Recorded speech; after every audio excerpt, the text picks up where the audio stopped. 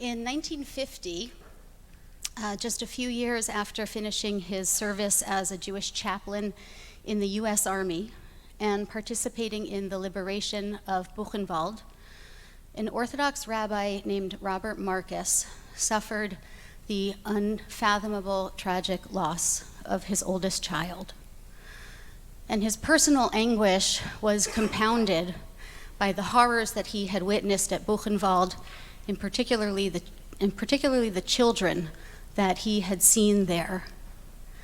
He was a man who was struggling to navigate this profound loss and his confrontation with evil on earth. And in the depth of his pain, he turned to what we might consider to be an unlikely source. He wrote a letter to Albert Einstein. Einstein, who was the greatest scientific mind of the time, studying the energy and matter and existence. And Rabbi Marcus was not so much interested in the physics, per se, but he wanted to know what Einstein thought happened to the soul, to human energy, after death. So he wrote, "It is a law of science that matter can never be destroyed. Things are changed, but the essence does not cease to be. Shall we say that matter lives and the spirit perishes? Shall we believe that those who die before the natural measure of their days are forever hurled into the darkness of oblivion? Shall we believe that the millions who have died the death of martyrs for truth have utterly perished? Without immortality, the world is a moral chaos. And I inquire in a spirit of desperation, is there in your view no comfort, no consolation for what has happened? Am I to believe that my beautiful darling child has been forever wedded into dust, that there was nothing within him which has defied the grave and transcended the power of death?" That's where he ended his letter, and Einstein wrote a beautiful, short, 3-sentence response that in no way provided any answers to these questions. In fact, he essentially told Rabbi Marcus that the answers he was seeking are far beyond the realm of science, beyond rational thinking, beyond scientific knowing and knowledge, and for that reason, they are the subject of religion and faith. I want to turn now to think a little bit about our special Torah reading for this morning. We'll put that story of Einstein and Rabbi Marcus aside for the moment. We're going to read today a special maftir. Today is Shabbat Parah. We'll bring the second Torah over here for the maftir Aliyah, and we will read chapter 19 of Sefer Bamidbar, the book of Numbers. And the beginning tells us, Zot chukat haTorah asher tziva Adonai lemor. This is the chukat haTorah. This is the law of the Torah that God commanded. And what is it? The red heifer. Some of you may be thinking, I never heard of this one. The red heifer, para aduma. What is the red heifer? It is perhaps the strangest mitzvah that we have.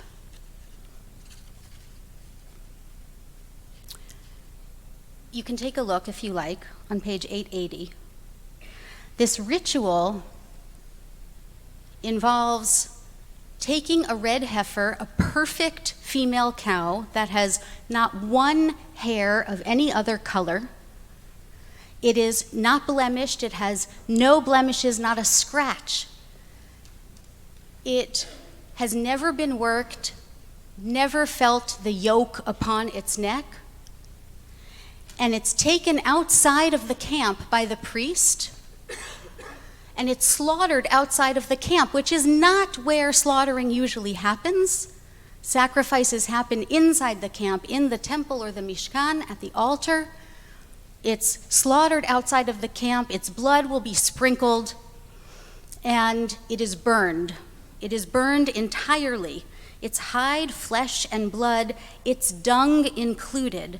And the priest shall take cedar wood, hyssop, and crimson stuff, a red thread, and throw them into the fire, consuming the cow.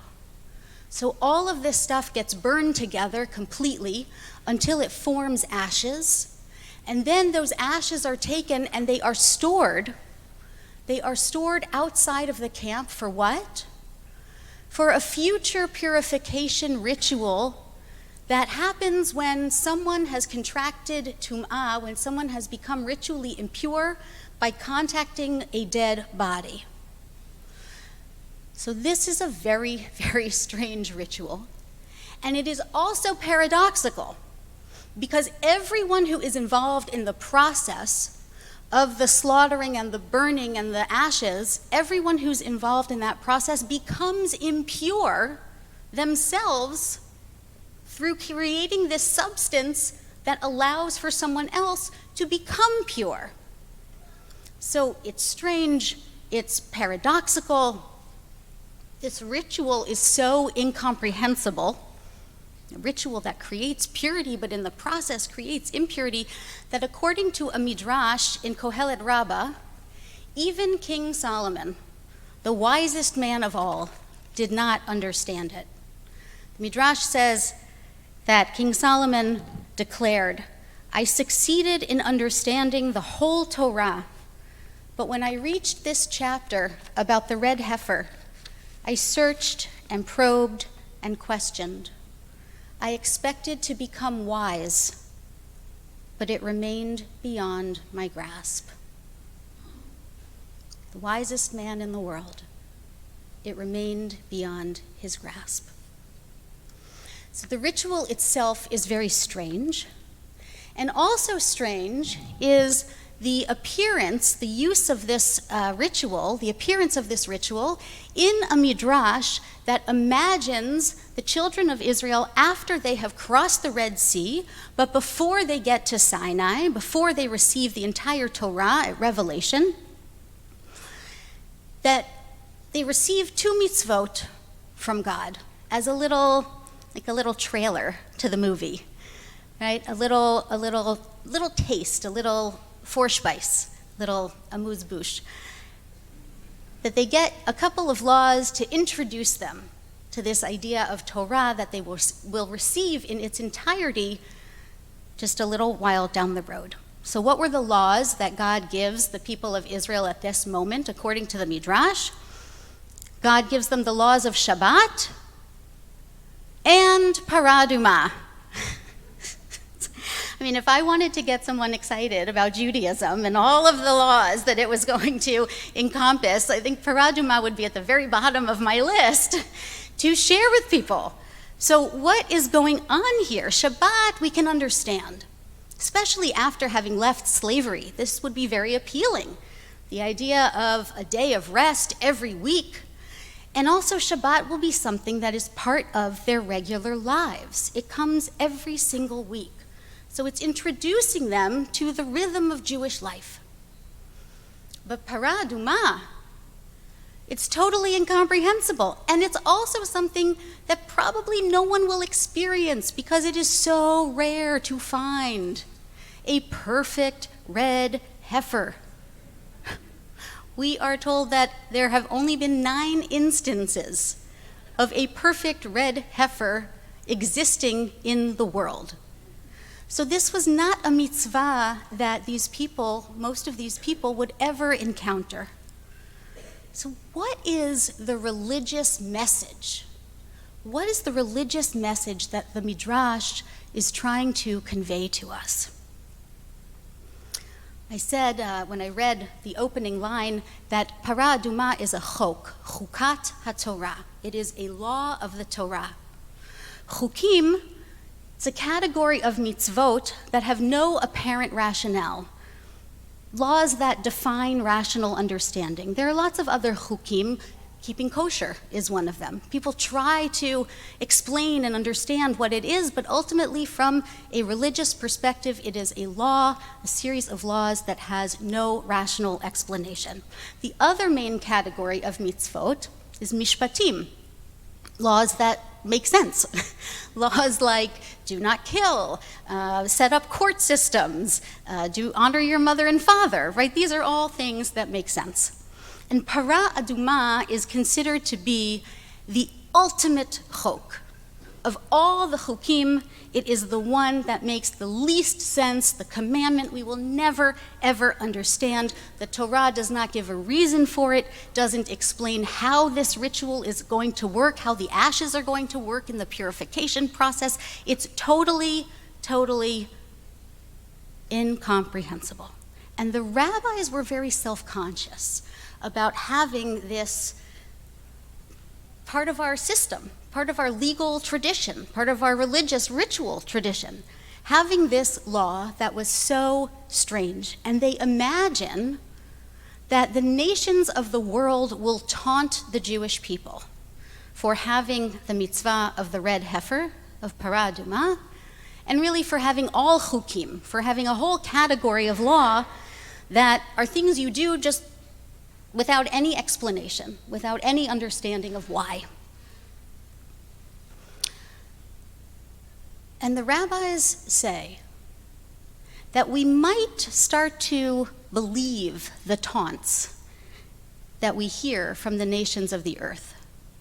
And we might start to think that these chukot, these chukim, are ma'aseh tohu, that they are meaningless acts, that they are acts of nothingness.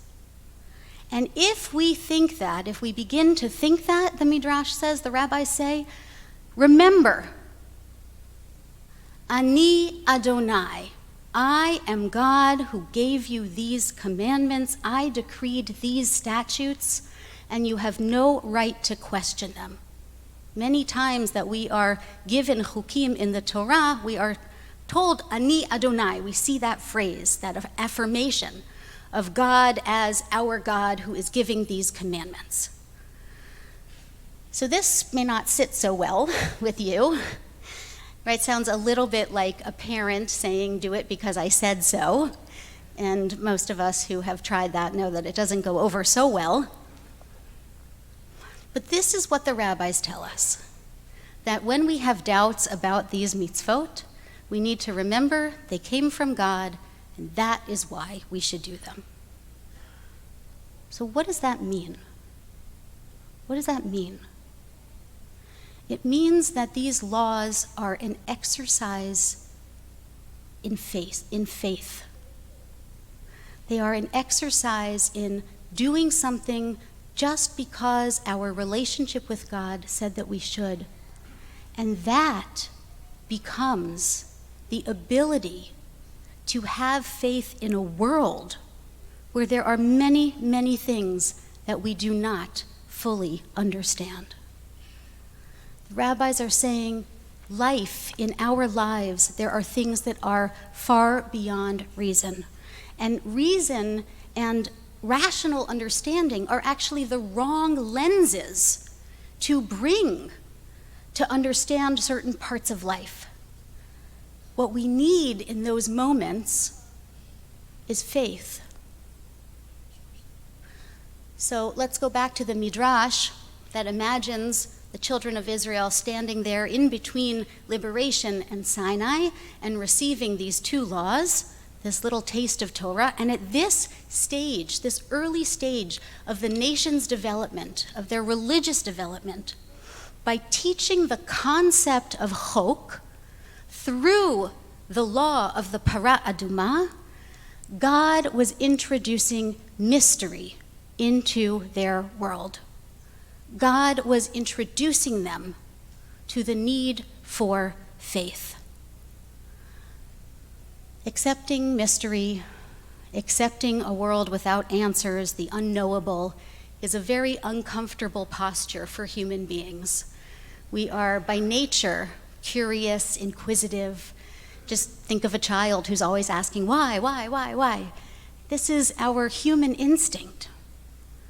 So Chukim and the Para Aduma are an exercise to help us build faith and to help us build humility, because we accept that there are things that we do not know in the world, that there is something just beyond our comprehension, and that behind that there is an ultimate purpose that we may not ever see.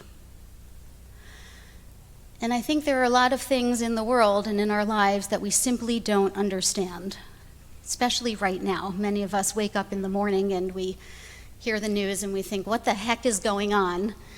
Though we're probably not saying heck, most of us. What is going on? How could we ever understand some of the things that we are seeing in our world?